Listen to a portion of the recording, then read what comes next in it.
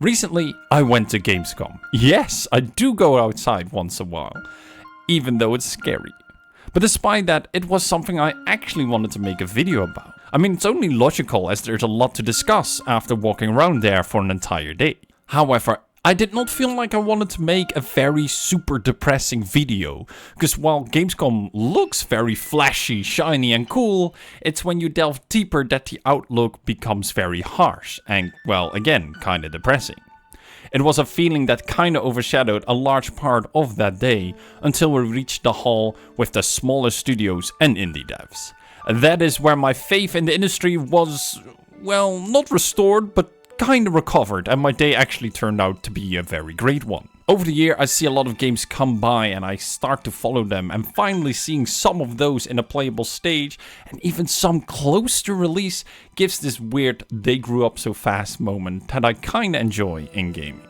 On top of that, in my opinion, smaller studios and indie devs just create more interesting games in terms of gameplay, art style, in some cases even story.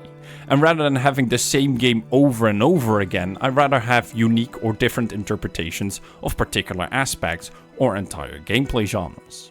In other words, I was right at home in this hall. Slight problem though, there was just too much to see as it was all cramped in one place.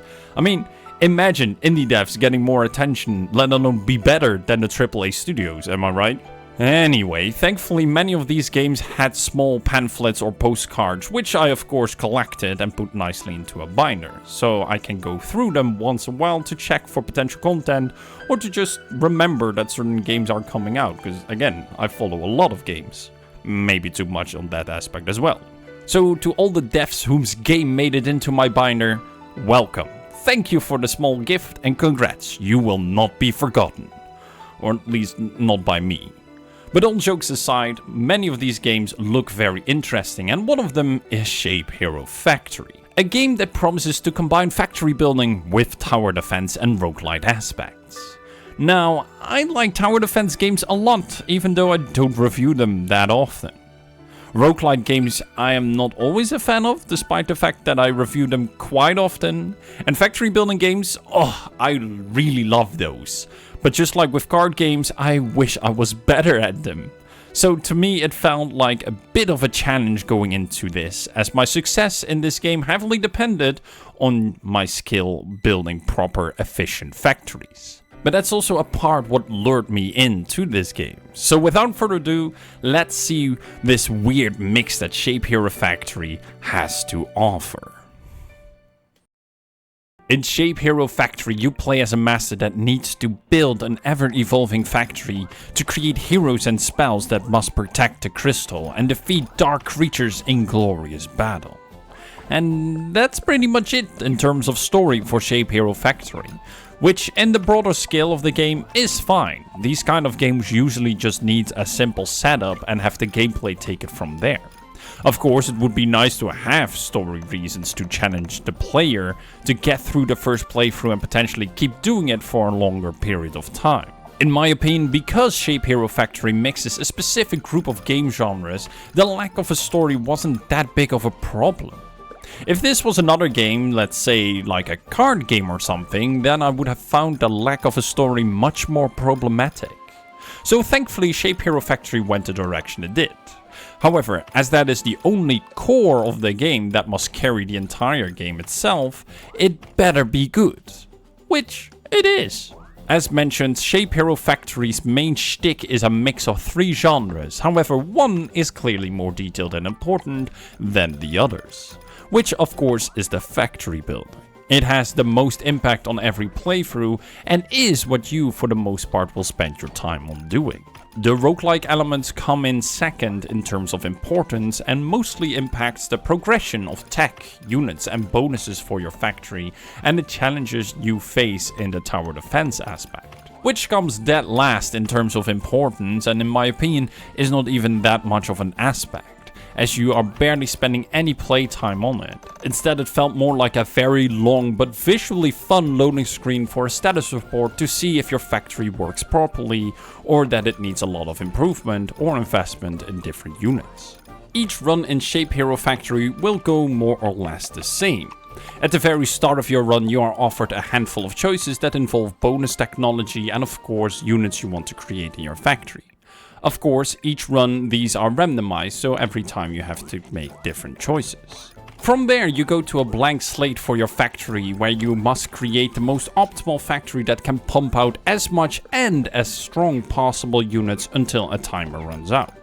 Once that has happened, you are taken to the tower defense screen, where a wave will start attacking your crystal, and it's up to your produced units to protect it and slay all the enemies. The round ends and you are declared victorious after another timer runs out or when the boss is beaten. But if your tower is destroyed, you lose and the playthrough comes to an end. If you are victorious, you of course progress in your adventure and gain resources, XP and items to reinvest into your factory. You will keep doing this until you reach the final boss, and once beaten or manage to sit out that timer, you are victorious of the entire run and itself comes to an end. All in all, each run is more or less like this and pretty straightforward, and you will recognize a lot of things here if you have played any games that involve the before mentioned game genres that ShapeHero Factory claims to mix. It even might sound to a degree very overly simplified rather than complex, something that factory builders, for example, are very known for to be. In reality, I would not say that ShapeHero Factory oversimplified one or all its aspects, and instead tries and manages to strike a fine balance between each one of them, even managing to complement aspects that on paper should work against each other. All veteran players of factory builders know that the factory must grow at all cost, except of one. That of course is efficiency.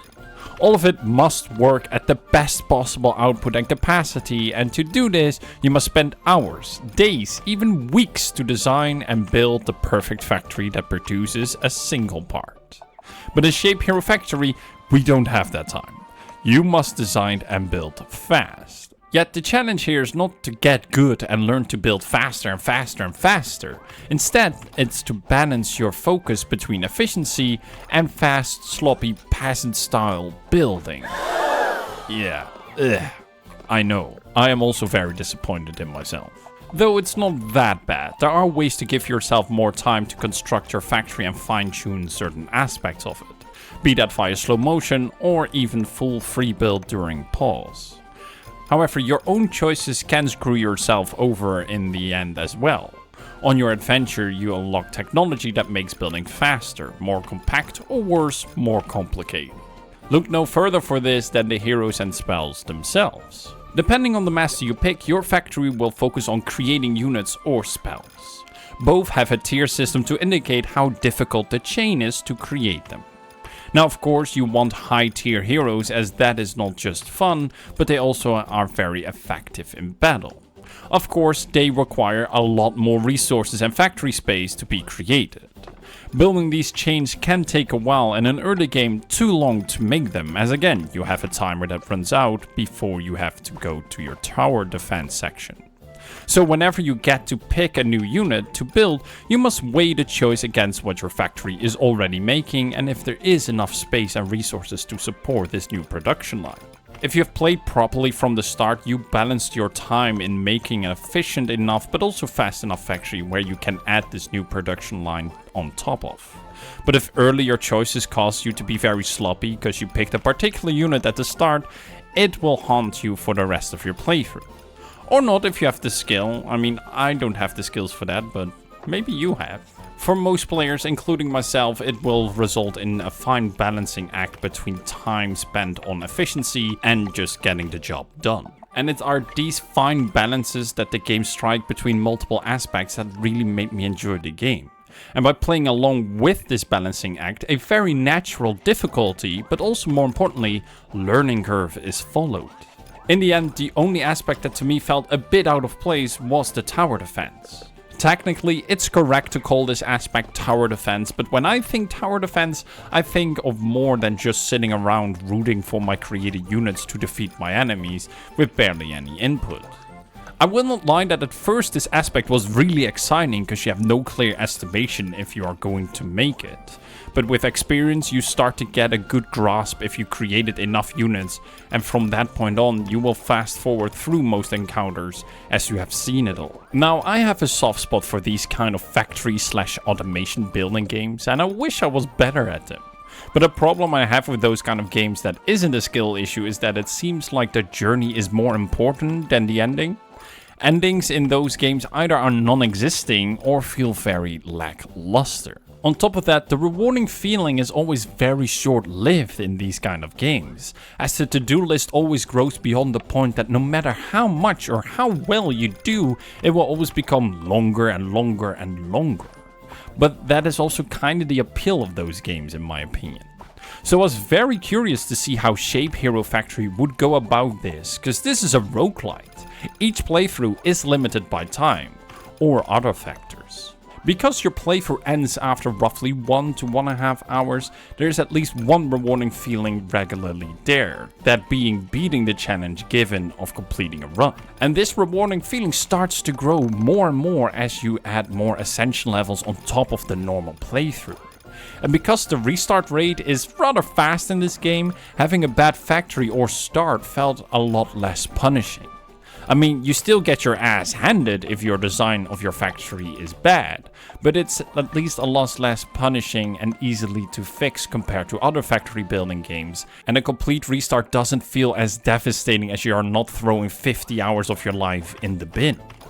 The game even tries to add more variation to the game by giving you challenges modes, where rules are slightly different or where things like starting choices are a lot broader. Even having one mode where you just unlock all units from the very start, which definitely keeps the game fun, but challenging. To an obvious degree, yes, but overall I struggled the most when I forced myself to go further than needed, so to say. Units have a rating system in terms of their strengths, and the bigger units do bigger damage, but require a lot more resources. Maybe too much in my opinion, because you can also upgrade existing units if you produce a certain amount of them. Meaning after the initial start you will end up tweaking the current factory a lot more instead of expanding it for newer units, which almost felt in every situation much more effective than constantly moving forward to the bigger units. It didn't stop me from aiming to gain the bigger units, yet it is one of the rare moments where the game loses balance and it weighs down the experience quite a bit. Losing with big units felt like a self-inflicted wound, because why was I doing that if I could have gone with a more effective route of just upholding and upgrading what I already had created? But again, it didn't stop me from creating bigger units, and it didn't stop me at all to keep playing this game, because I really loved my time with ShapeHero Factory. In the end, it did have the Factorio effect on me. That being that I booted the game up in the morning, and the next time I looked at the clock it was midnight. It's simplistic enough to dive in quickly for a single round, but deep enough to take up entire days of your life planning and thinking of ways to improve and create. It has a lot of character, and there is enough to challenge you in different ways, and enough ways to challenge yourself with the game. It does feel like the game is more or less a base from where the devs can expand on. As mentioned before, it's not problematic that the game doesn't have a story, but it wouldn't hurt if it had one, even if it was just a little one where it established the world this game takes place in, or give characters to the masters we play as. Music-wise, this game gets very repetitive as it has only 3 or 4 tracks during your playthrough. And when it comes to the challenges itself, it would be amazing if we get a full customize your own playthrough option where we could tweak and change rules to our own heart's desire. But who knows what the devs are planning to do with this game. In the end, a lot of things are possible here as the game forms a very good foundation, so it would be a shame to see that go to waste. In any case, if you like factory builders, I would recommend giving this game a chance. It's not as brutal as some of the other games in the genre, but it also doesn't require the huge time investment either, or laser focus on a single factory.